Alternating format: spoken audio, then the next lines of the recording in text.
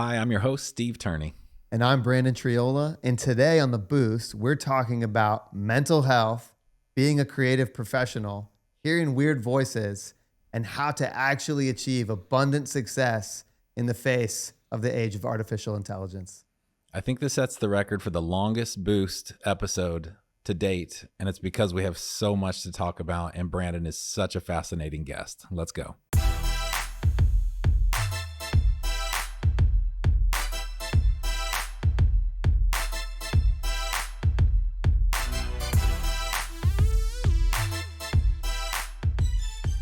All right, welcome to The Boost, conversations with people promoting mental health.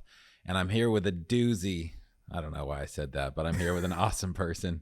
I said it because he's a creative. He's Brandon Triola, Chief Creative Officer and co-founder of Force Co. And he's with me here today. Brandon, how are you? I'm doing awesome, man. Thanks for having me. This is great. Yeah, for sure. Sorry for calling you a doozy a minute Listen, ago. I've been called far worse. It was a compliment. I meant It's it in great. the best I'll way take it. possible. I'll take It's it. like, yes. You're a lot of things. You're an author, you're creative. You've got Save the Creatives on your dome there. Yep. And we want to get into so much with you. But first, before we do any of that, we're going to do two questions that we tee up for you. Let's do it. It's the virtual hug and the shameless plug. So the virtual hug is tell us somebody or something you're grateful for today. Wow. So many things. I'm the most grateful person I know, at least. So that's a tough one. Somebody or something that I'm grateful for today. I am grateful. Gonna say my wife. I have to say Number her. one answer. Number one answer, but it's not just Spouse. like because she's gonna hear this and maybe she'll be like, oh, he said someone or something else. She literally is just the anchor. She just is the anchor to our family. She's the anchor to me. She just keeps everything held down. And me personally, she's definitely been the biggest supporter of the stuff that I do. So you threw out the term like author, and I've got this hat and all these things I'm doing. She's never, ever complained about any of it. She's always been the biggest supporter of it and of me. And I think so many people don't have someone like that. And I also think even some married people don't have that. And so when you say grateful, she's literally just the first person that comes to mind. Beautiful. Yeah, it's the number one answer that somebody gives when I ask that question. Okay. Is their spouse or significant other or the person in their life that means the most to them. And I've never once heard somebody say Indian food. money. No, we had 3 people say Indian Really? food. Okay. Me being one of them. Nice. I mean, I'm thankful for that too. Yeah. Money. Yeah. top Yeah. 10. True. Yeah, no, it's always people. It's Yeah. always humans. Isn't that funny how that works? Could be a daughter or son or something like that, best friend. Yeah. But it's always people. So let's roll into the shameless plug, which is you're the best person to talk about the work you're doing. Give us kind of set the table for us as we launch into this conversation. What are you working on? So I'm working on something that I feel I believe has the potential to, I'm saying, save the careers of 1 million creative people. This is what I'm working on. Bold. Yeah. So when AI started becoming a thing and creative people started freaking out about it, I was at this place, and I'm at this place in my career where thankfully I've had shamelessly an inordinate amount of success. But it's really weird. It's not like a braggadocious thing. I don't have a college degree. I did not start with a silver spoon or on third base. In fact, this book that I'm writing starts with my story of literally having to pack up everything my wife and I own and move back in with my in-laws. Like the ultimate failure. Money got too tight. I had like 1 or 2 clients as a creative professional. This is as a graphic designer. And the story starts there. Fast forward to now. We have Force Co., which is a global brand and marketing consultancy. And I've employed a team of creative people, and I've been all over the world and flown and speak and travel and, built this business. And it's enabled us to do so many other things financially. And it's shocking to people not in the creative space how many uber talented creative professionals are still living paycheck to paycheck and struggling. And so I saw this worlds colliding with AI. Creatives are afraid. And so I wrote out, what are the 8 things that have happened in my life or that I've learned that have enabled me to achieve this, what I call abundant success. So there are 8 keys. So I started writing this book. It's called Save the Creatives. And what it's not is like a hype filled playbook on how to use AI. It's not that at all. It's basically a blueprint for how to overcome this thing that we all get trapped under as creatives, and probably other business too, but called the value ceiling. And the value ceiling is this invisible layer, and it lives above our heads. And this is the thing that keeps us from not being able to charge a lot for what we do, from people not valuing what we do, keeps us broke. It keeps us insecure, which is where the mental health stuff gets into a lot for creative people. And so how do you break through it? Well, you don't break through it by getting more talented. In fact, here's the whole premise of the book, which is crazy. It's audacious. But because of AI, talent is now a commodity. When you think about that, it's either terrifying or it's liberating. So how do you break through it? Well, there's 8 keys. And it's just the 8 things that I've learned over the last 10 or 15 years. And that's the shameless plug. It's coming out right now. Actually, next month, the book will be ready to buy. And I'm really terrified. I'm terrified because it's taken 2 years to write. And I'm terrified because I don't believe everyone should write a book. I believe everyone should write a book if you overcome something or go through something, but I believe you should write a book when you have something to say. And when I realized I had something to say, it scared the crap out of me because now I have to follow through. Mm-hmm. So my biggest fear right now is that, not that nobody likes it, like, sure, if it helps one person, it's a success in my eyes, but like that I maybe drag my feet in getting it done. So even in saying this right now, it is very much a shameless, but it's also a terrifying plug. So I'm really excited about it. I've put a lot of work into it. And I've had it professionally edited and everything. And so, yeah, save the creatives, and it's going to be fun. It's beautiful. There's, I think, a lot to be said for starting a book by just dropping someone in the jungle is the metaphor that I hear a lot. That's good writing. The hero in the hole, they say. The hero in the hole. Yeah. So there you are. I think, the best, like Dante's Inferno starts that way. Felt like it. Moving in with his in-laws, I think. No. Yeah. Is that how that goes? Yeah. That's weird beginning. No, that sounds amazing because, freelance creatives, or you talk about the ceiling. You also talk about this like outgrowing the greenhouse effect, which sounds similar. So there is this sprouting, and I can relate to that as I got into entrepreneurialism late in life. Like, I thought you were going to say lately. Also lately, very late in life, a few minutes ago. It was like this acorn dropped into my lap, and God said, "Don't kill it." And it was like, okay, well, let me try to grow this thing. Turns into a sapling, but there are times when it outgrows the pot, or you have to make a transition with what you're building. And it sounds like you are helping creatives kind of break through some of those ceilings. So talk a little bit more about the 8 keys, or maybe one that comes to mind that a lot of creatives struggle with, or could give them sort of that next level growth. Yeah, the greenhouse analogy is one of my favorites, especially for creative people, because we all go through seasons where we need to be planted. We're there to learn. And I say this, every job is an internship. I don't care what you are. I don't care if you're a writer. I don't care if you're a designer, if you're a musician, if you're a dancer, if you're a photographer, videographer, right? We're in this studio surrounded by these super talented guys that this is their world. This is an internship for them. Wherever you're at right now, it's an internship. You're there to learn for the next thing. What happens is a lot of creatives, if you're doing what you're supposed to do, the plant in the greenhouse, you will get to a point where all of a sudden when they go, boom, you're at the top.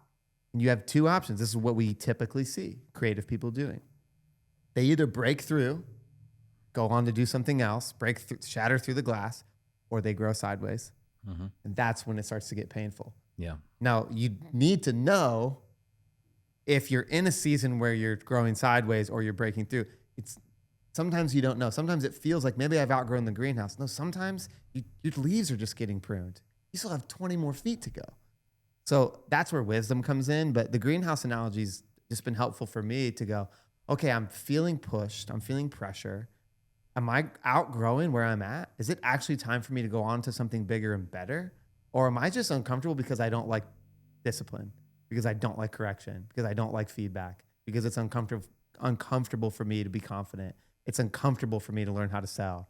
And these are questions that creatives need to figure out. And so the book that I'm writing helps address that. One of the keys, the first key that I talk about, is confidence. It might sound kind of cliche and kind of fluffy, but in the book, I actually have a framework for how do you get confident? not just the importance of it, because there's all these studies now and all this data. And you can't just, you No, can't just become confident or more confident, you can't. And when it comes to mental health, for me, most of the anxiety and the stress of being a creative is always rooted back to some place where I'm not, or am not being, or don't have confidence yet. So if you can figure out and actually make it a practice of becoming confident, you can avoid a lot of that stress. But no one knows how. And it's not actually it's not always a bad thing. And I'm not a clinician, Sure, at all. And there's, me neither. there's probably a whole huge range of experiences out there with anxiety that I don't know about. But anxiety in itself doesn't have to be a bad thing. The same way that, any kind of pain, Yeah. like there's something called leprosy, which is like Yeah. basically the lack of pain. And it turns really bad because, you bang your shin on the door and you don't even notice, Anxiety is maybe like, a flare up of like what you're saying, maybe a lack of the experience that you can lean on, as sort of support in order to accomplish that next thing. Yeah, 100%. It's like an indicator. Oh, I'm feeling anxious. It doesn't mean you need to suppress the anxiety. Feel what you're feeling, but find out where it's rooted. For creative people, a lot of times they don't feel adequate enough. Or for us, one of the big things is we take our work, I don't even want to say too seriously. It's like part of us. Mm-hmm. So most creative people, when they're working on something and they get feedback that they don't like, it doesn't just go to their head, it goes right to their soul. And I've had moments, I remember even starting out as a graphic designer, getting feedback and wanting to go in a room, close the door, and just literally get in a ball in the corner because you're like, I'm worthless. I'm a loser. I'm terrible. And really the client doesn't think that. They're just like, try again.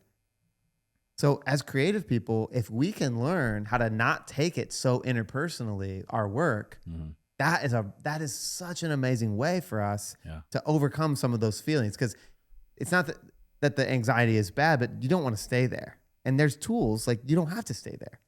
And it's not us. It's not who we are, or is it as a creative? Yeah. Because it could be who you are. But I've struggled with that, especially early on my career, clinging to my ideas, wanting to make a contribution. Now, I never called myself a creative until I realized I was one in a definition of the word.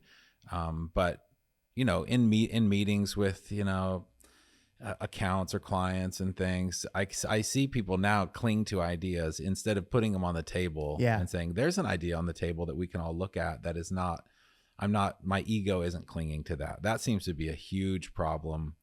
And the counter side to that problem is, what would you call it? The inability to even say the idea because of kind of mixed up incentives or fear. Another form of anxiety. Yeah. Yeah, it's hard.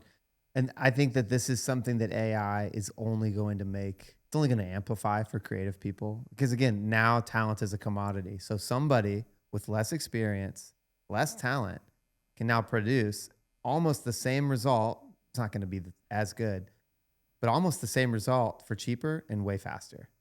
So if imposter syndrome was bad before this, imagine how it's going to get starting now over the next forever. Mm-hmm. So these are tools that as creative people, we have to learn. We have to learn, what does it mean to be confident? How do I get it? How do I do it? And the biggest thing that I like to say, and I talk about this in the book, is you have to build evidence. If you ask any business person or read any book on confidence, they all talk about this. But for creatives, what does this look like? Build evidence around the things that you've already done. And I literally have a worksheet in the book, like, fill this out. It's literally like a playbook for like, this is how you get confident. You can apply it in any situation. If you find yourself in one of those moments where you're feeling anxiety or you want to start something new, but you're afraid, fill out the confidence sheet, build evidence. No, I can do this. Maybe I don't know fully what to do, but I've done this. I did this last year. I did this 2 years ago. I didn't know how to do this. And look how this turned out. Building that evidence, it does something in our brain and it does something in our soul too, where we go, yeah, maybe I can. And that's all you really need. You just need a maybe I can. And a lot of magic happens after that, I've learned. But most creative people, we give into the fear.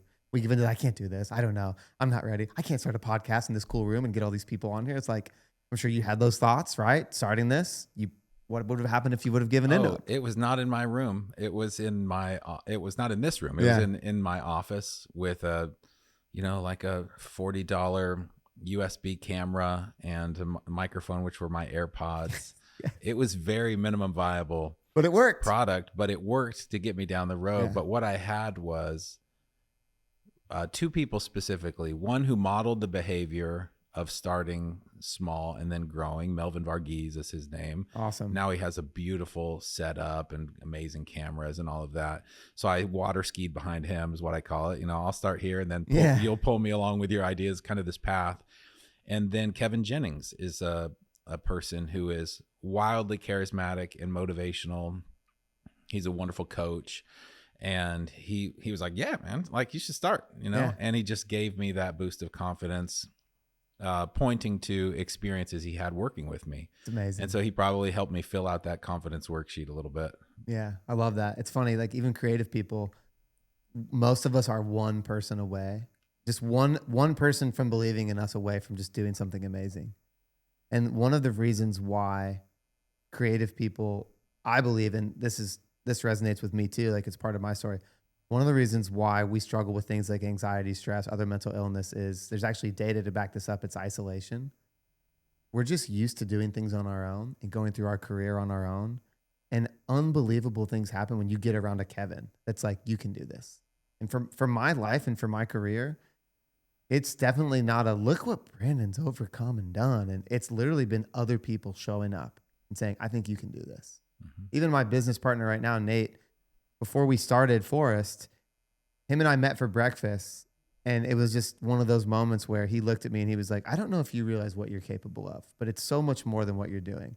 And he didn't realize, but I was at a greenhouse moment where I was like, why does my neck hurt? Like, because I'm growing sideways instead of branching out. Mm-hmm.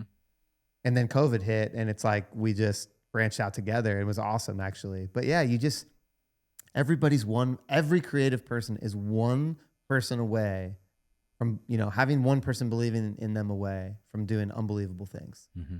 Yeah. We're going to take a quick break and we're going to come back with more with Brandon Triola right after this. At Turn Productions, we craft experiences that connect, engage, and inspire. From dynamic conferences to powerful storytelling, we bring ideas to life through planning, production, and promotion, so your audience doesn't just listen, they remember. Ready to make an impact? Let's build something unforgettable together. Visit turn.productions to get started. All right, we're back with more with Brandon Triola. We've already riffed on a bunch of things, including your new book coming out this month, really. Save the Creatives. This is going to drop in June. Here it is. Thank you for the plug, by the way. We're going to put the links in the description. And you have another book, Voices in My Wilderness. Yep. And is that the first book you've written? Actually not. Oh. I actually wrote a book. This is going to be awesome. Brace yourselves for those of you with kids, called The Datasaurus Rex. It is a story. It's a children's book, actually, that I created. My son was very young, and he became obsessed with dinosaurs. And I'm driving home one day. I never forget where I was. I'm getting off the 65 exit in Tennessee, and I just have this idea in my brain. It had been a long day at work. I'd frustrated as a creative professional, and my son just wants to play with me. And so that's what the book is. I can't give it away, but to this day, if you ask me what am I most excited about of anything I've created or done, I think the Datasaurus Rex is probably at the top. And I think there's a link to it on my website. So if people are looking, they can go and check it out. You can get it on Amazon. But yeah, it's a funny, fun little, it's a terrifying adventure from grumpy to grateful is what the subtitle is. Okay. Yeah. Is there like a plastic figure that goes with this book? Does this book have legs? Like, does this idea have another iteration for you? Is there an animated feature in the future? I have spoken with several movie producers already about this, and what I lack right now is time to focus on it. But it's, I love to ask people if time and money were no issue, time and resources were no issue, what would you spend your life doing? That'd probably be the next thing.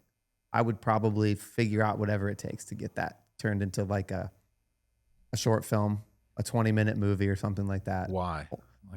Because the message of it, I feel like, is so important for dads.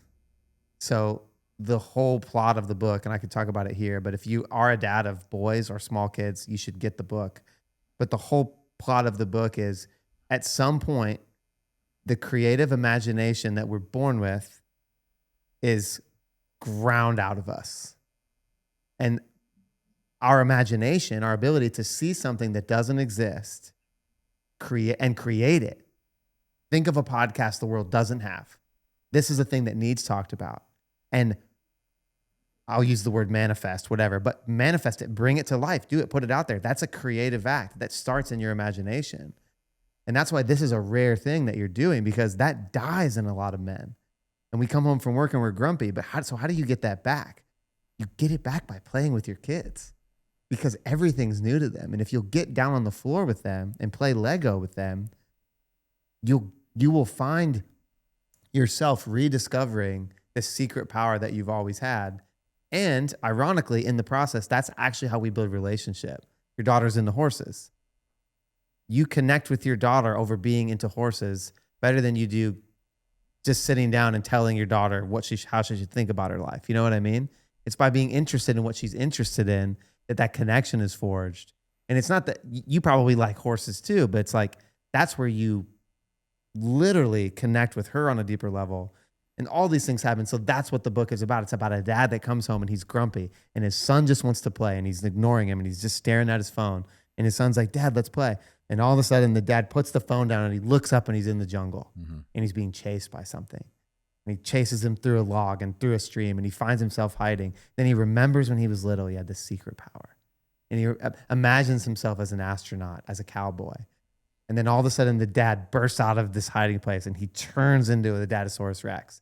And he starts fighting the big dinosaur that's fighting him. And then while they're fighting, the dad turns back into himself and the dinosaur turns back into the son, and they're just wrestling and they're laughing and he's not mad anymore.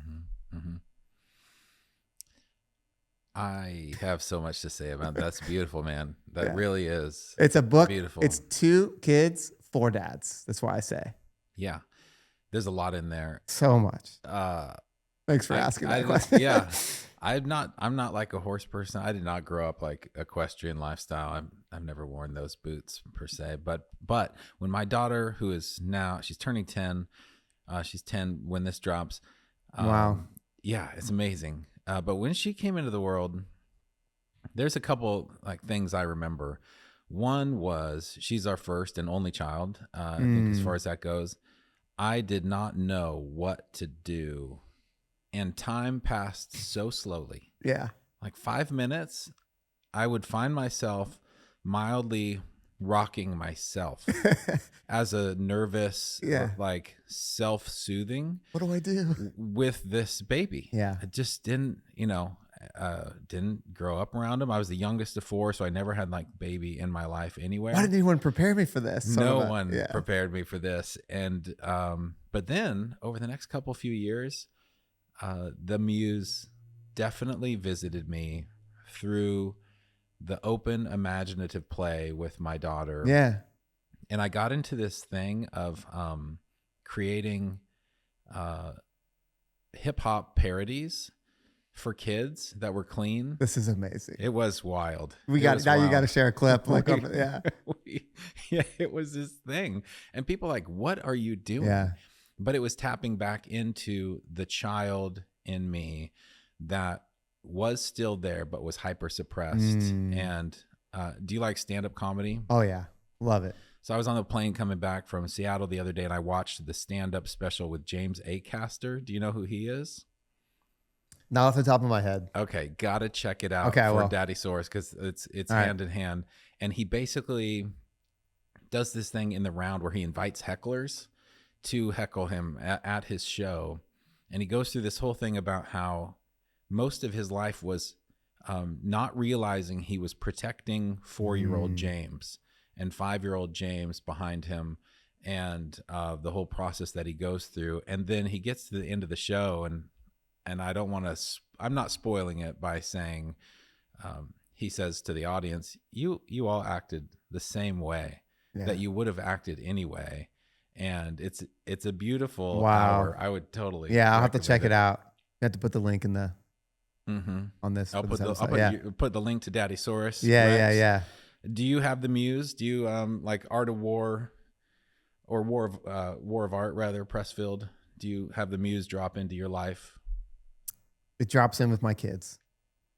Yeah, it definitely does. Like they've always been the source of inspiration because again, they see the world. I have a 4-year-old right now. Her name's Talitha, and everything is unbelievable to her. A bubble, blowing a bubble outside. Dad. And why do we lose that wonder and that awe? Look at this glass. Like somebody made this. This was formed. Like everything's There's so much detail right there. and everything's just become so familiar. So whenever I'm around them, my son, who's 10, he will write these little stories and write these little books and then read them to us. And my other daughter, Brighton, she's 7. Brighton. What a beautiful name. I know, her name is Brighton. She's amazing. She will go and color these things, or she'll come up with this game. And I'm just like, and it always sparks something in me to do something else. So the book that you just referenced, Voices in My Wilderness, that book was actually written because, you know, we all have these moments as dads where we're like, what if something happens to us and our kids don't remember us? Or for me, my faith it's everything. And I remember when they were very little, I had that thought, if something happens to me, my kids will not know why I am the way that I am or what happened to dad that made him like this. So I actually started writing it for them. And that's a story about how it's my testimony about how I became a Christian.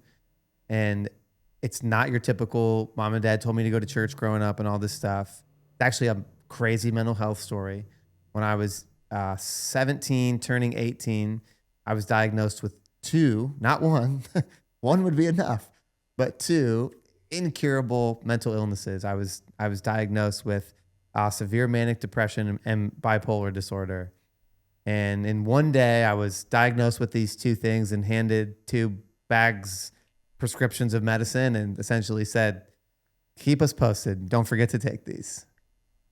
And during that season, I had already been having some really weird things happen, hearing voices and having thoughts about ending my life. And so when you get the diagnosis, it's like, oh, well, you are screwed up is what you think. Like it's what you hear and it's what you think. And so I just remember thinking, oh, well, what's the point of being here? You know, what's the point of staying on earth if you're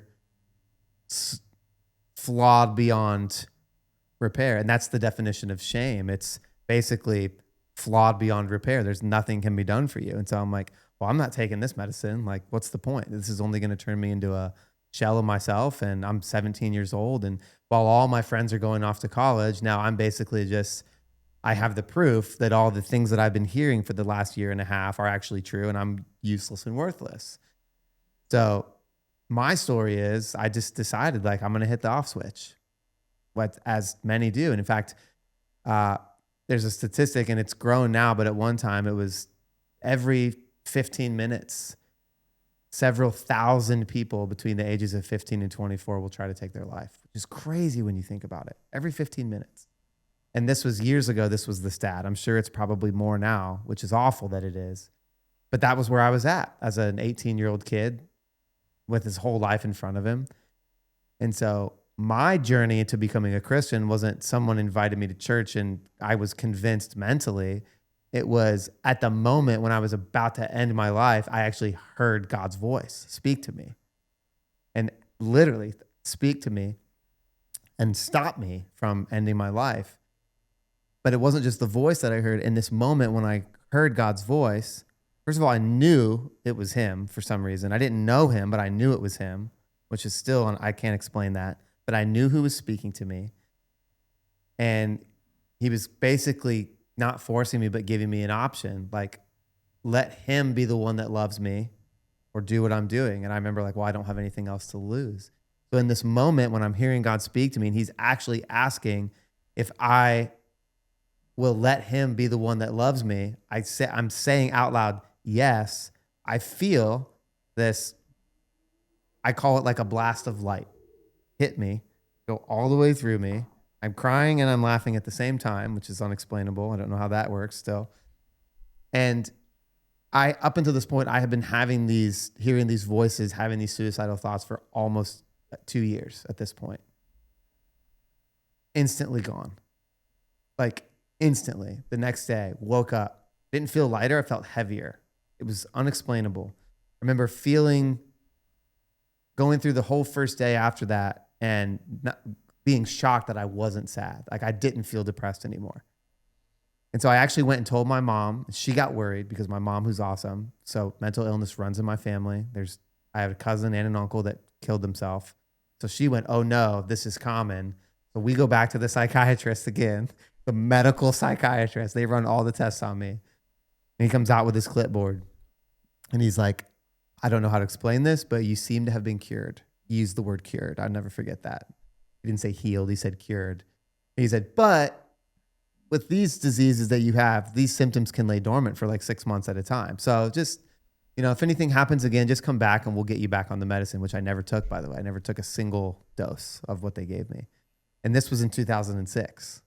So I've never had suicidal thought or a depressive or a bipolar episode since then. Been totally, completely. And so that's my story. And so I wrote that. So Voices in My Wilderness is not just what happened to me, but it's about the people in my life, people that showed up that helped me through that season. Individuals that were like, there was a pastor that invited me to come and pray with him on a Saturday. And he just like sat there and instead of praying for me, he just cried and just like embraced me. I'd never had anyone do anything like that. There were random people in the town that I grew up in that found out what I was going through and they stopped. One guy was a youth pastor and it was 11 p.m. and somehow he texted me and I showed up at his house. And again, he didn't try to counsel me. He just like listened. And it was like every voice of these people speaking into my life silenced and weakened these other voices that I was hearing. And so when everything culminated and I had this experience, I was like, man. So fast forward, it's 2018, 2019. I'm going, I have to write this down because this is a story that's just lived. I've journaled about it and stuff. I've got to write this down. As I started writing it and got about 3/4 of the way done, I realized that there's so many people dealing with these things with mental illness, especially in the church, that will need this book. And so it's a really intense book. It is definitely a supernatural, spiritual story. That was the second book that I wrote. Wow. Sensational. It's crazy. It's so crazy. It's even crazy to talk about still. But yeah. Yeah. And thank you for sharing. Yeah. About it. That's amazing. So you had a God talk to you. Yeah. Yeah. Yeah. That was my first, that's how. So when I tell people like, why are you a Christian? I'm like, well, like I wasn't talked into it. Technically I was, but like it was not a head thing as much as it was like I had an experience that's, it's explainable, but it's undeniable, just an undeniable experience. So you can't talk me out of it if you try, and like nobody could. Yeah, sure. Yeah. I did not have that experience, but I had an experience like that in my youth. I haven't thought about this moment in, I don't know, a decade or two or something, but where I was sitting, it was a weekday, it was maybe Sunday before church. My dad was a pastor, so you just are kind of like embedded into the church. It's like you get the family pass. Yeah. You're like, you don't wear shoes in the church. You're just running down the hall as a kid, like pastor's kid, barefoot. Yeah. We were very front. We sit in the front row, very front row. So you have to be good in the front row. But I was sitting in my room and I remember this unasked for download of love. Yeah. From above, and it was undeniable. Yeah. It's like, oh, there wasn't a voice connected to it, but there was a sort of a message of you are loved beyond compare or loved beyond measure, loved unconditionally. Yeah. That's what his voice sounds like and feels like. Yeah. And I couldn't, to this day, decades, 40 years later or whatever, I don't know exactly when that happened. It's amazing. Yeah, it's amazing. So these voices through your darkest moments and kind of switching out some voices for others. Yeah. And again, it's to your point about loneliness and the power of, you put it in switching the light off and then look at you. Like, look at you, here you are starting a podcast by saying, I'm going to impact 1 million people's lives.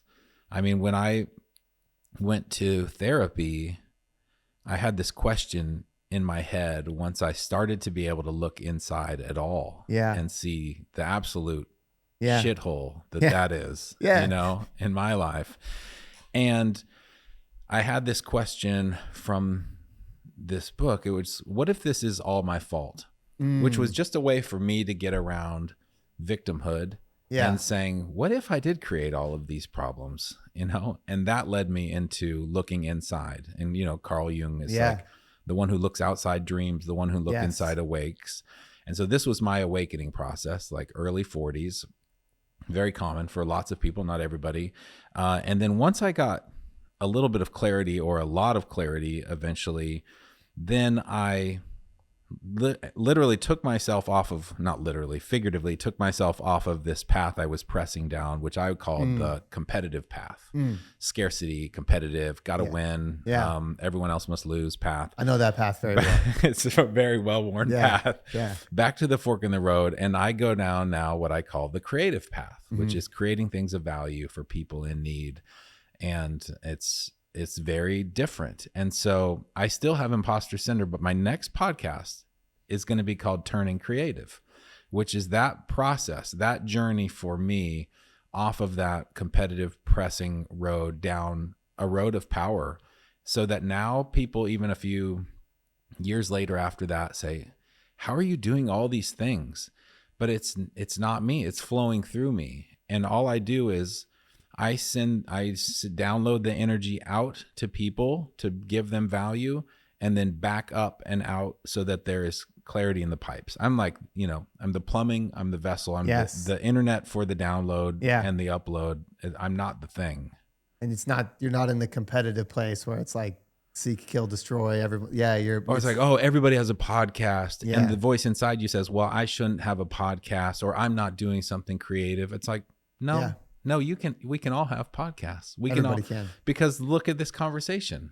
Look at you creating, you know, ripples out from your core and your center to all the creatives who need to hear about this. And for creatives listening, I don't know what you're going to leave in or edit out. So I'll just be all of it. We're leaving all of it in. So I think it's important to say something about mental health and spiritual things. First of all, you don't have to believe my story like it's true. Like I actually have the medical records. They're somewhere in Ohio where I grew up to prove it. But I will say this: I don't think, and I don't believe that all mental illness is spiritual or it's a demon. But I do believe that we are a multi-dimensional being, that it's all connected. So what I never tell people is like, no, don't listen to your doctor. What I'm not saying is don't take your medicine. I'm not saying don't go to therapy. I'm not saying don't see a psychiatrist, don't see a counselor. Those things are needed. And if you're dealing, and even in the book, Voices in My Wilderness, throughout the book, I have on probably 5 or 6 times the number to the suicide hotline. If you're having these thoughts, call a medical professional. I'm not saying ignore those things.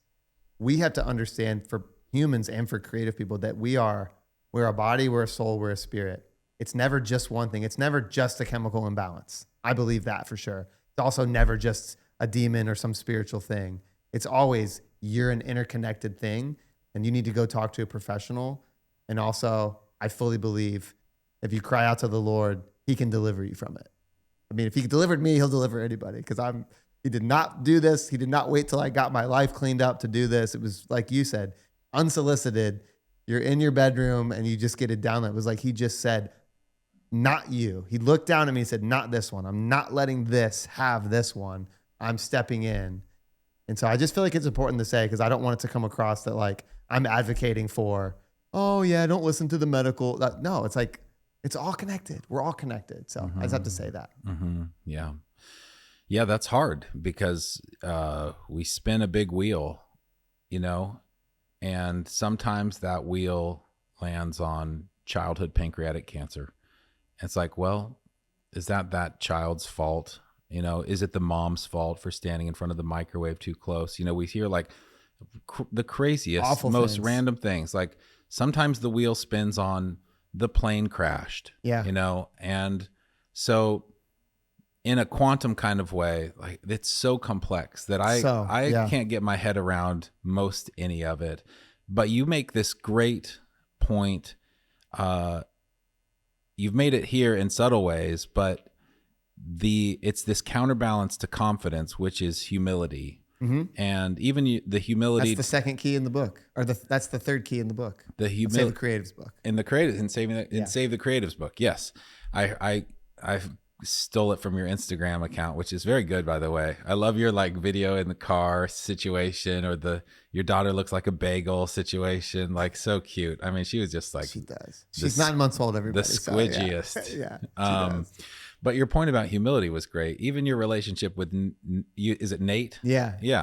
Where he said, "Hey, you don't even know what you're capable of. You could have rebuffed that, you know." And so having an openness to the wisdom that brings you your own wisdom over time is interesting. Yeah, that's the power of wisdom. It's what you just said. When you're open to wisdom, that's how you get wisdom. When I got this figured out, I don't need help. That's how you get isolated. That's when things get really bad. Nobody is self-made. Like, it's such the thing I hate about social media is it's such a spotlight on the individual, and it makes it look like, oh, look at what this person was able to accomplish. But what I love about Save the Creatives is when you get towards the end of the book, the master keys 7 and 8 are people, their relationships. And I don't care who you look at, Mark Cuban, Elon Musk, Beyonce, take your pick. None of them got to where they are by themselves. Beyonce. Oh, that wasn't a question, but I took my. That was good.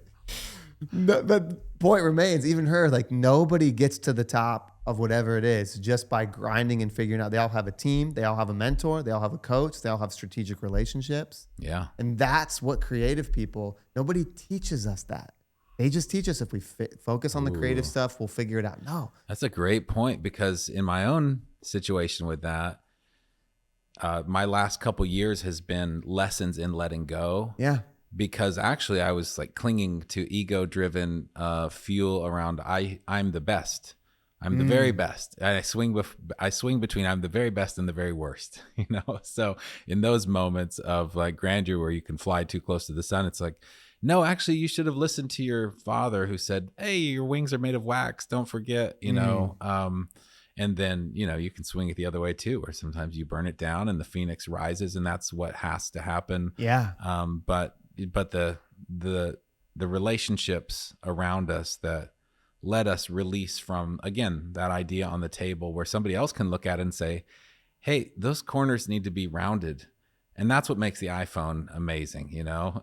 It's true. And now they have a case that squares it off. Have you seen that? Somebody made a case that makes your iPhone square. No, but the packaging, oh no, that's awesome. Yeah, it's funny. It's kind of cool to see, but I'm like, ow, also, ouch. But it's so good. Like they keep the packaging. Yeah. You know, it's like the iPhone. It's like so good. Yeah. But that took a team of people. Takes a team. It's so true. I mean, it's hard. It's hard to ask for help, and it's hard to let somebody else carry you sometimes. But the truth is you can't succeed alone.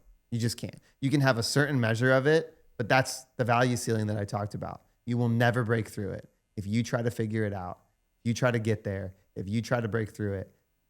And honestly, from my career, just from a financial standpoint, I'll talk about, because I think it's important, right? Everybody wants more money. I don't care who you are listening to this. You could be Warren Buffett. He even wants more money, right?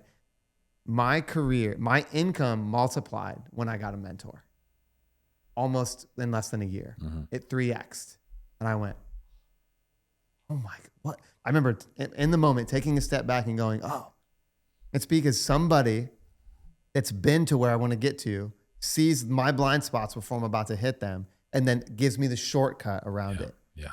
And if creative people, creative professionals would understand the power of mentors, mastermind groups, even coaches, just from an income standpoint, everything would change. If that's the one thing they get, well, how do I find that? Where do I get it? It's usually not that. That's not the problem. It's a pride thing. I'm gonna build my own Instagram account. I'm gonna get my own client. Why? Why'd you do it that way? Just ask somebody. So many people are willing to help you. So many people are willing to figure it out. If I want to be radical, awesome, and having a podcast or doing events, I'm gonna ask Steve.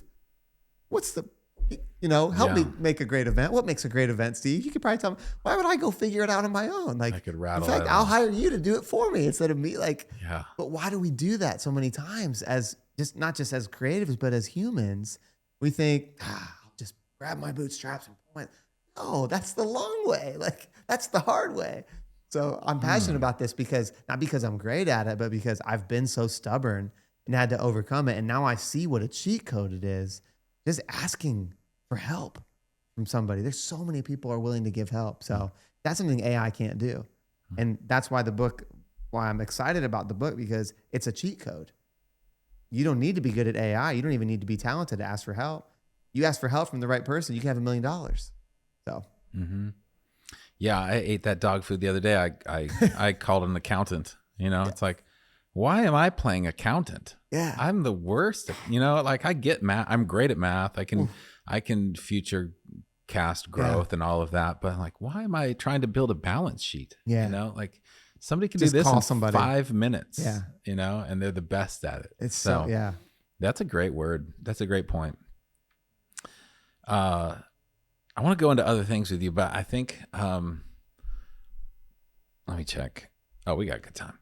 One thing that comes to mind is school, and how you talked about getting your sort of youth ground out of you. I found that to be the case in school, where, they set you up in rows and then they grade you against the other person. And so asking questions or, having a sense of humility is, I don't know, it kind of gets ground out of you potentially in the school setting or the classroom setting, which is very much an echo of the manufacturing age. And, Don't get me going. I mean, we can go there. So I think about this and I'm of two minds, because I see my children, they go to an amazing school called King's Academy, and it's not your typical school.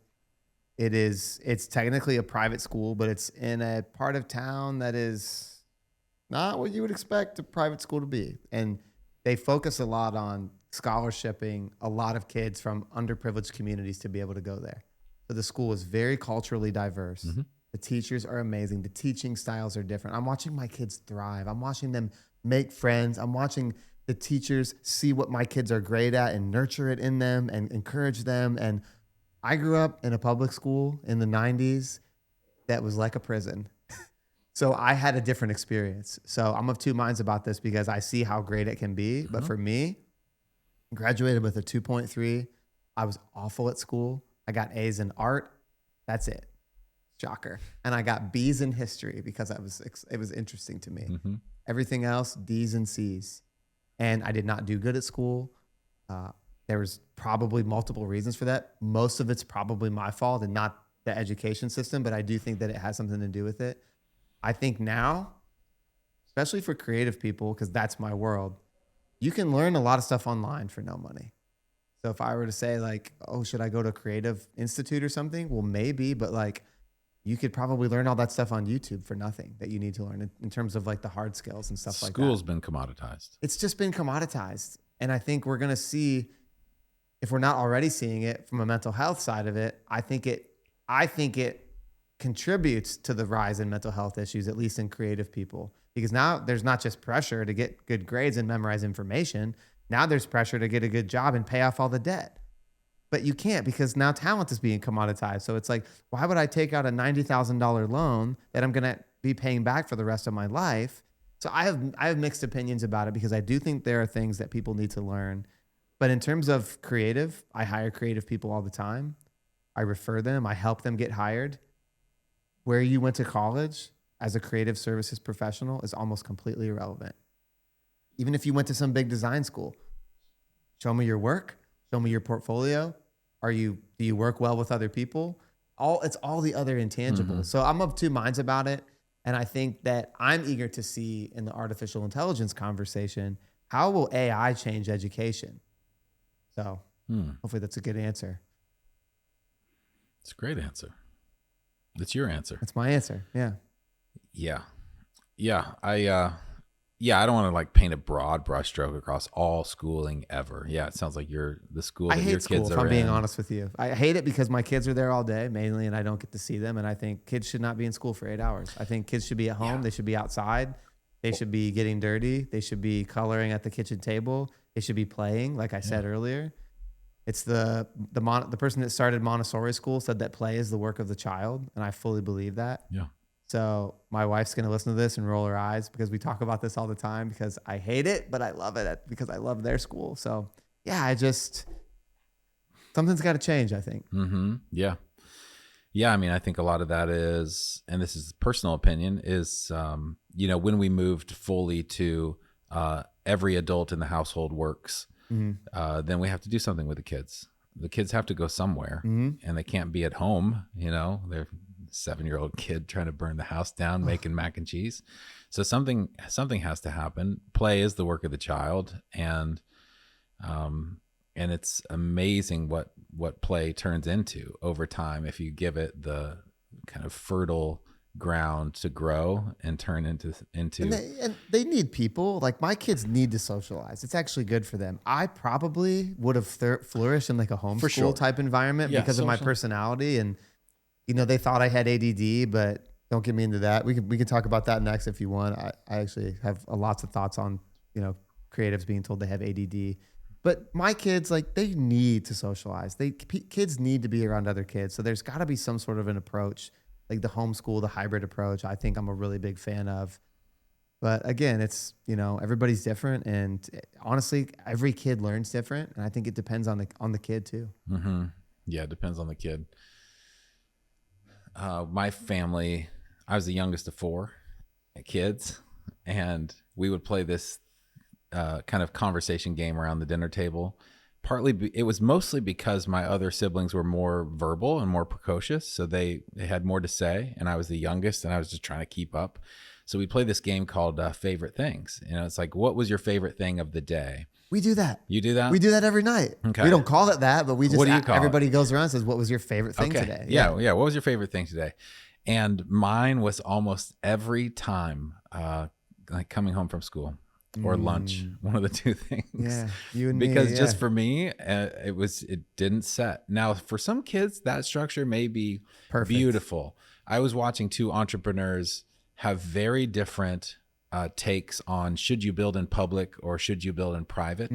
Very strong opinions, and I realized, these are just echoes of themselves, Yeah. But then they cast it out to the world, and 50% of the entrepreneurs like, yes, you should build in private. Yeah, and the yeah. other 50% are different. Yeah. But it's just aligned with our personality. So I'm aware that like some kids might thrive in school, but for me, I wanted to be in theater. Yeah. Like I loved it when I landed a role at like the junior college play because I could be Edmund in the Lion, the Witch, and the Wardrobe and get to leave school. That was amazing for me. Like it was my happy I never got place. to do theater because it always was, for whatever reason, theater always happened during basketball season. Oh, and you're a baller. I was, and I always chose, but hindsight, I wish I would have taken 1 year off and just try.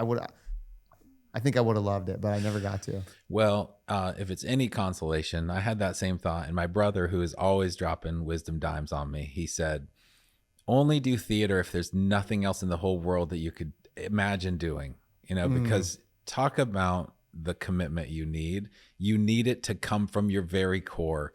So if you didn't do it, there was probably some reason inside you that said I don't think it's maybe basketball, potentially it's that your core knew there's something different for me, or that theater is not the thing I'm in on. And it may not be the case, but in many cases, I probably need to spend some time thinking about that. It could have been several things. Maybe there was like the peer pressure to be an athlete. Not now, like, you could get introspective about it, but.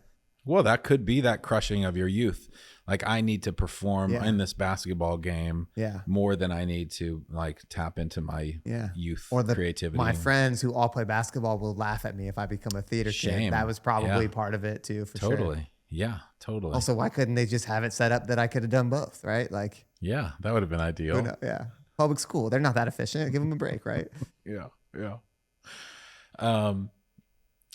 you have things to say about ADD and creatives, which does come up a lot.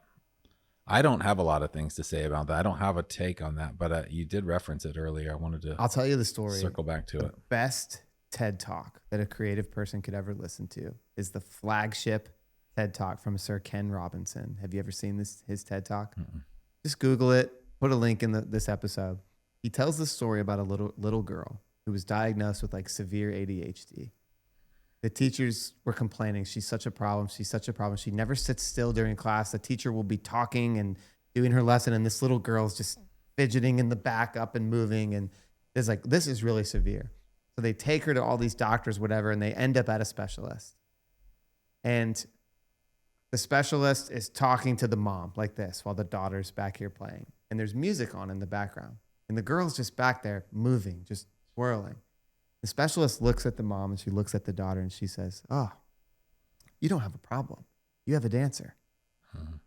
This girl ends up going to Juilliard and becoming one of the top dancers. So when people ask what's my theory about ADD, I just tell that story because if you listen to that whole TED Talk, he's mainly talking about how the arts have been totally devalued in our school systems and all of the focus has been put on the science, the math, etc. But not all kids are wired that way. And so what happens when you're a creative and you're not a math or a science kid, you actually get labeled as a problem. And my fear is we've used labels like ADD to label kids. And what we're actually doing is we're writing something on their brain and on their heart that they're going to have to go work through later in therapy. When what the reality actually is what if we actually found what their superpower was? Are they a dancer? Are they a designer? Are they supposed to be in theater? And so we've just taken it and we've made it so black and white. And I actually resonate with that deeply because I was so bad at school, but I got straight A's in art. Mm-hmm. I would do my sketchbooks on the way to art the day they were due, and I would still get better grades than everybody in the class. I would not even try. It became so natural for me to just bring these things to life creatively. But I could not tell you what Pythagorean's theorem is to this day. I was so bad at math. I would fall asleep. I remember one time the math teacher had to come and kick the table to wake me up. Yeah. It was so boring to me. It put me in a situation where I have to paint something or do something creative, and it just naturally flowed out of me. But they didn't have creative schools for kids like me back then, or they were too expensive. So I won't say anything again because, again, there's an entire medical community that diagnoses these things, and I'm not saying they're not chemical imbalances. Sure. I'm just questioning the validity of maybe it's not the label that we put on people. Maybe they're just in the wrong environment and you actually don't have a problem, or maybe you're actually not a problem. Maybe you're a dancer. I would just answer it with a question. It's a fantastic TED Talk. If you're creative or even not, it'll just fire you up. Just Google Sir Ken Robinson, creativity in schools. I've heard that story. Now that you say it, I don't think I've seen the TED Talk. So what would you then define as success? Because it seems there's always the dark side of the moon. There's always the arts and, the logic. There's always love and science kind of warring, so there's always that. And one of those sides is always dominant, and one of those sides isn't.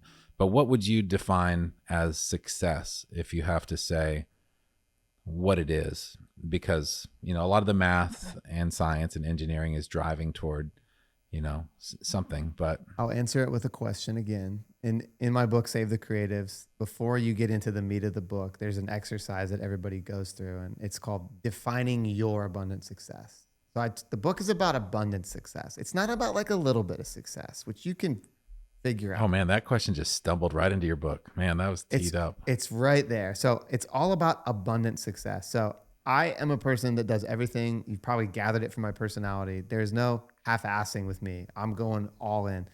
I wanted to write something about how do I actually help creative people achieve abundant levels of success? Well, the problem is for some that might be a Range Rover and a big house and a pool and, a $10 million exit from a business or something. For some people, it might be, I want to have enough time to just be with my kids and go to all their stuff. It's important that everybody defines it for themselves because then you can build the plan to work towards that definition of abundance. And one of the biggest problems with creative people, I think with anybody, is they don't actually know what they want. Everyone says, follow your dreams. Most people don't know what the dream is anyway. So the first step is actually getting really clear. What kind of life do you want to have? What kind of car do you want to drive? What kind of house do you want? What kind of lifestyle do you want? What do you want your day-to-day to look like? What do you want your week-to-week to look like? What's the ideal life? If most people would just spend an hour thinking about that and writing it down, so many other things would not be problems to them anymore. They would not care. So the book starts with that. So I always ask, what is your definition of abundant success? And then I define it, what mine is for everybody. And my definition of abundant success is having more than enough health, wealth, and time to live the kind of life my wife and I feel called to live. We define that in our own way, but like it's a simple definition. And the key word is more than enough. So there's an overflow. I want more than enough health. I want to be able to, I'm 38 years old, right? People always ask me, they think I'm 28. I say, no, I'm 38. Like, because I know my definition of abundant success is I want to have more than enough health. So I don't eat certain things. I don't drink certain things. I make sure that fitness and exercise is part of my life. And because I'm not doing it for me, doing it for the 4 little kids at home and for my wife and for my grandkids I'm going to have one day, because I've gotten crystal clear on what abundant success is. So it's more than enough health. It's more than enough wealth. So I'm making business decisions now and investing in things that I believe are going to not just give me enough money to pay my bills, but help other people that are struggling, help other people, pull them up, invest in their things too. So more than enough health, more than enough wealth, and more than enough time. Time is that's the thing. You know, your daughter's going to be 10. You blink your eyes like, how did she become 10? I don't want to miss a school event. I don't want to miss a recital. I don't want to miss a flag football game. That's abundant success to me. Now, the good thing about those 3 things is my income over the years has fluctuated. But because I know what my definition of abundant success is, I'm protecting those 3 things. And no matter what that is, I'm making sure that those 3 things are in place. So that's how I define success, is you defining it for yourself, or who's ever listening. You have to define it. And there's all kinds of tools for that. There's life planning things. There's all these people have life planning courses you can go through. But I have a simple thing in the book that helps people just define it for themselves. And once you're clear on that, it's not that it won't change, right? Because seasons change, but so many things are not distraction anymore. And now you know what kind of decisions you have to make in your life I'm going after my abundant success. Mm-hmm. So that's how I answer that. Beautiful. Thank you. Amazing. All right, we're going to wrap up. 2 quick questions, or 2 questions. One is what we call the boost. So what are you doing for your own mental health these days? Deep breathing, making time throughout the day. This sounds so hippie. So I love talking about this stuff because something that I'm passionate about that I don't talk about a lot. Maybe this is I'm really passionate about just physical stuff and how it connects to mental health. And there's all these studies now, and you could get into Wim Hof, but like deep breathing exercises, what they do metaphysically and biochemically inside your body for getting rid of like carbon dioxide in your blood and all this stuff. Yeah. But also it just does something to your brain. There's a euphoria. So deep breathing is one. And I fully believe that everybody can exercise and push themselves for 30 to 40 minutes a day. And the high that you will experience after a good workout will last longer and feel better than any substance, any drink, any whiskey, any marijuana. I mean, you name it. Exercise is free therapy. And free drugs. It's so freaking good for you. So those are 2 things that I'm wildly, wildly passionate about. And I live by the Kobe rule. The Kobe rule is this: the contract is signed, meaning like I'm not negotiating with myself. This is part of my day. This is part of my week. If I don't get to not feel like it. So I say sign the contract. Nice. So, and I talk about some of this stuff in the book, like these things that creative people don't exercise. Yeah. We drink Mountain Dew and eat Taco Bell, and we live off coffee and substances, and like we smoke and we drink, and it's like, no, we wonder why we're sad, and it takes us like 2 hours to get into a headspace during the day to create. Try creating from a place of absolute mental clarity and physical, just feeling great. You're on another level of creative. This is how I've written 3 books in my spare time with 4 kids. Mm-hmm. So anyways, that's my boost. That's a great one. Yeah. 2 of them. It's a twofer. That's a twofer. And then lastly, tell us a piece of, I call it content. Could be a book, could be a record, could be a podcast, something either on your list or something that you've read recently or taken in that you would recommend other than the TED Talk. could be your book. Yeah, this is, oh man, because I feel like I use social media not to like scroll about entertaining things, but I actually use it to learn. So all the things I follow are like people that I want to learn from. Give us something like that. So there's all kinds of stuff there. But